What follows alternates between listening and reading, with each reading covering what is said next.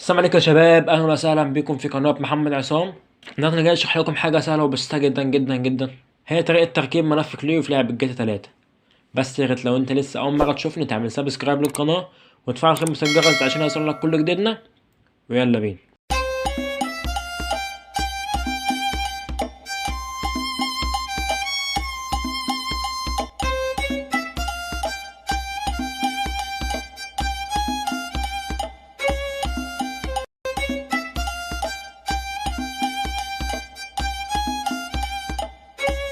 ورجعت لكم تاني يا شباب، وزي ما انتم شايفين طبعا يا جدعان ده ملف كليو لعبه جاتا 3.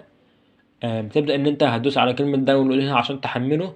طبعا يا جدعان انا هسيبه لكم مثبت في اول كومنت تحت الفيديو. هتبدا ان انت هتدوس عليه، وهتبدا ان انت هتدوس على كلمه داونلود وهتلغي القائمه ديت. هيبدأ ان هو ينزل معاك يا جدعان تحت بسهولة زي ما انتم شايفين. هتبدأ ان انت هتخش كده عليه اهو يا جدعان، هو اول واحد. هتخش كده عليه هتلاقي يا جدعان هو الوحيد اللي موجود على الديسكتوب او على الكمبيوتر. هتبدأ ان انت هتدوس عليه كده وهتدوس عليه كليك شمال، وهتبدأ ان انت هتدوس على ملف كليو لجاتا 3. هيبدأ يا جدعان ان هو يطلب منك باسورد زي ما انتم شايفين. هتبدأ ان انت تكتب محمد عصام بالانجليزي، هتلاقيني سايبها لك في الوصف. خش خدها كوبي بيست على طول.